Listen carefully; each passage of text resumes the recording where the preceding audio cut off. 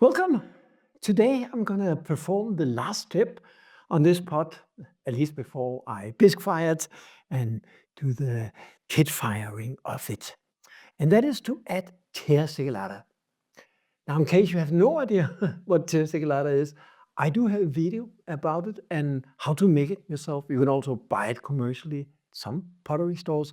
But basically, Terra Sigillata is a watered down clay, and only the very fine particles are kept in there. It's almost pure water with just very, very fine clay particles. I make it with ball clay, but you can make it with different kinds of clay. Now, the idea with this is that when you apply to a pot, it will fill out these very small microscopic holes in the surface. And then when you burnish it, you can get a very shiny surface. And that is good when we do pit fire because we're not adding any glaze. So we're not getting that usual shiny surface from the glaze. We'll just get it from whatever the shape and surface that this clay has. So I'm going to use that.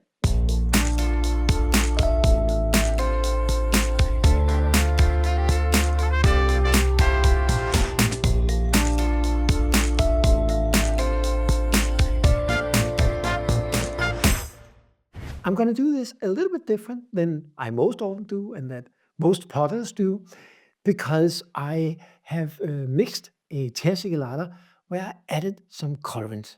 So this one, you can't really see it. It got a little bit moldy, so it should be blue. I used this stain, but because of the moldiness of it, it turned a little bit green. That doesn't matter because as soon as it dries out, all that moldiness will die, and when fired, it's gone. So it will be bluish.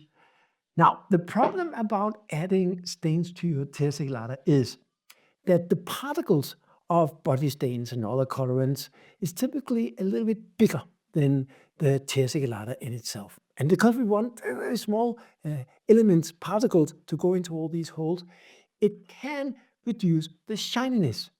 Now, I found that this particular blue, I got it from Karl Jäger in Germany. This particular one is actually very fine particles. But if not, then what most potter would recommend you to do is to put it into a ball mill. A ball mill is like a drum where you have these little, most often like marble bowls or something, and you put in whatever you need to mill, put it in there and you turn it around for hours and hours, sometimes 10, 20 hours something, and that will grind everything to a very fine state. Now, another problem with body stains is that chemically, very often, they consist of different elements where the inner part of it is the colorants, and then it's encapsulated in some other materials to keep it there. So if you ball mill it, you would break it down, and it may not work as intended. That is different, of course, if you use pure materials like cobalt or copper carbonate or oxide or iron oxide, and you can do that. Another problem with the ball mill is that they're very expensive. And I don't have one, so I'm stuck with this. So today I'm going to apply this bluish Terra Sigillata. And of course, the surface is not completely white, so I will hope that it will shine through. Now, after I apply it, and it will go a little bit fast, so that's why I'm telling you now. After I apply it, when it's still not completely dry, I'll burnish it. Now, a lot of potters will tell you you have to use a spoon or some plastic or something. What I learned from another potter, and I can't really remember who it was, is just to use some cheap gloves. I use these polyester gloves. I put them on, and then as I spin the pot, I just hold my hand here, and that will do all the burnishing you need. And that is so much easier. So I'm going to do that. So first, I have to make sure that it's well mixed. You can see at the bottom. Yeah, it looks good. And take it out here.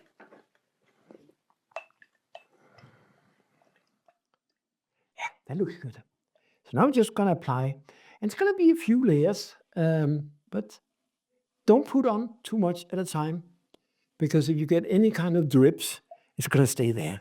you won't get rid of it. So let's just add very small layer, a very thin layer.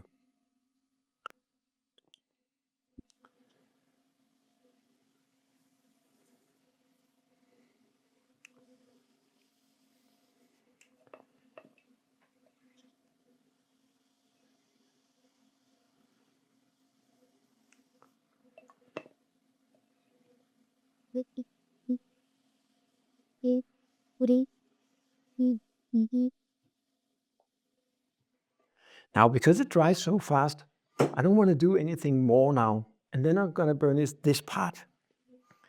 If it was a smaller pot, then you could do all of it at once.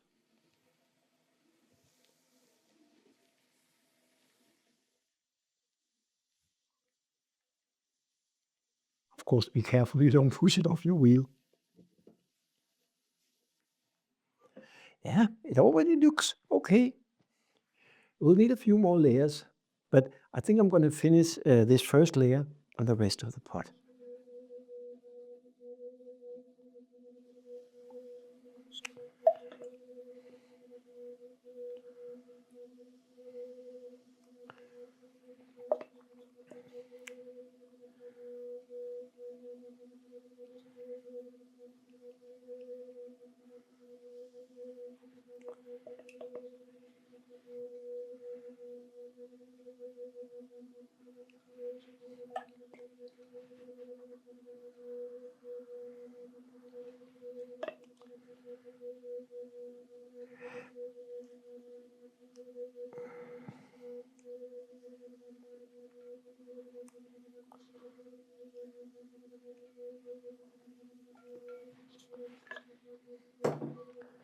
Now I'm going to burnish it.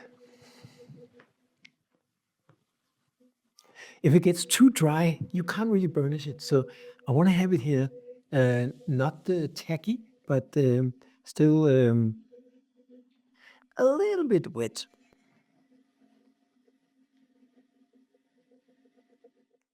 And I push in not quite a bit, but I want to burnish it.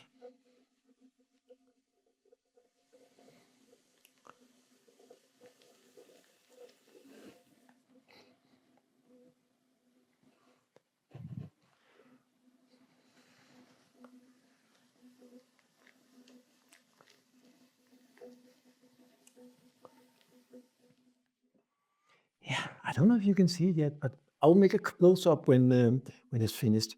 That was just the first layer. Probably need at least 2 layers, maybe a little bit more. We'll see.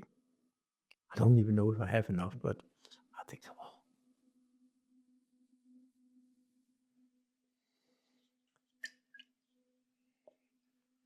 Also, every time you dip your brush in the Terra Sigillata, just mix it up a little bit because the body stains are gonna drop to the bottom or settle.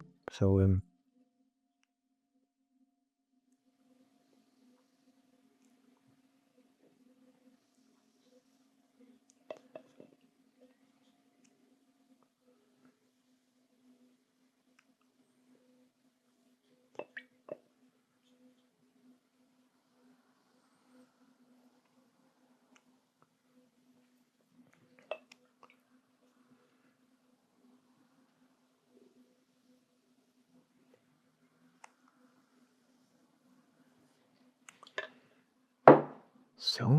burnishing.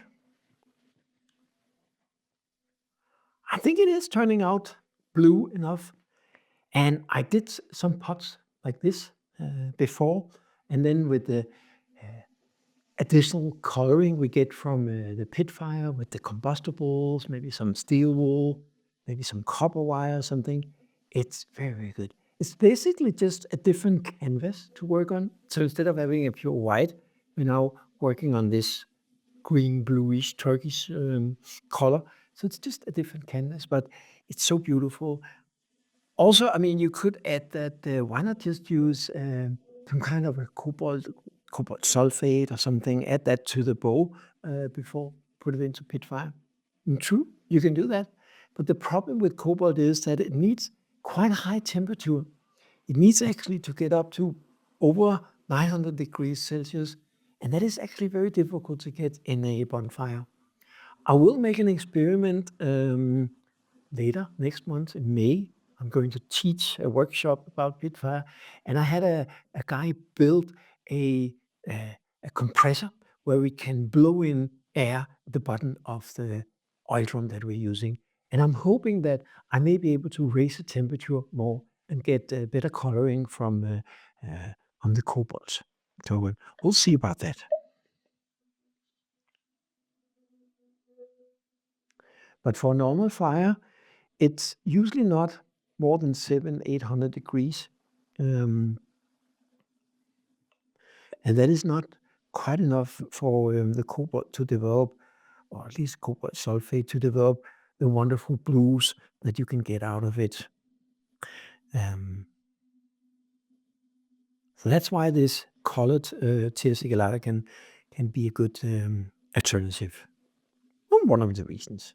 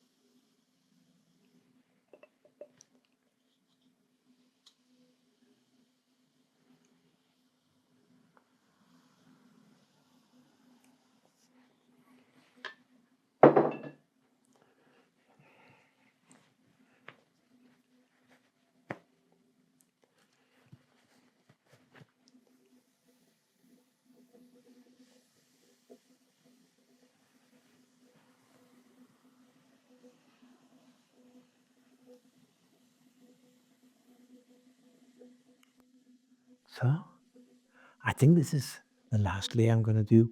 Now, also with Terra Sigillata, it is a different kind of clay that I apply on this clay, and there is potentially a risk that it will flake off.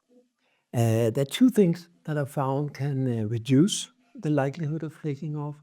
One is to not add too many layers.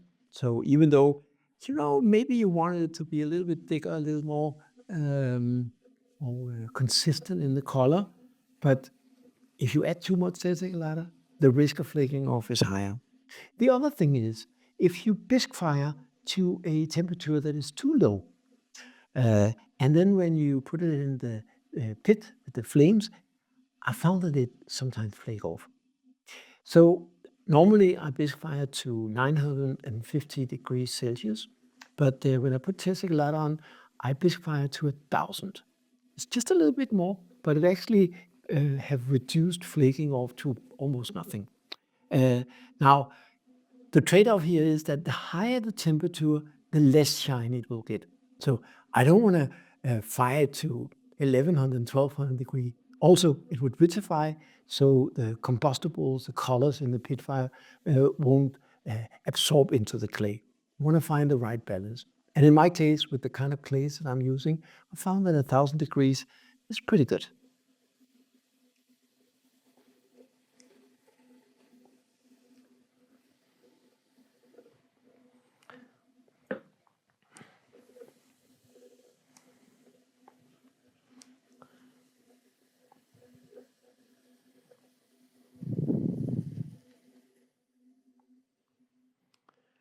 Yeah, I think this looks good.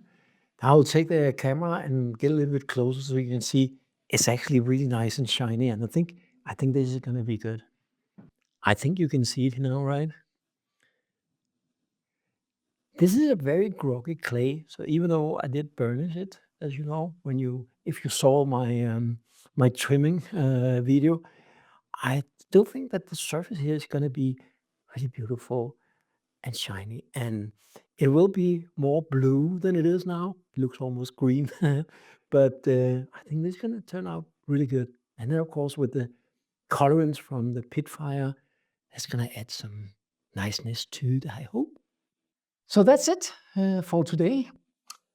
I'm gonna bisquefy this now, and I will bring it to the workshop that I'm gonna do in May. I think it's 16th to 18th of May, and I will do probably more than one video from there, and hopefully I'll be able to fire this one, and I'll see you then. So have a great day.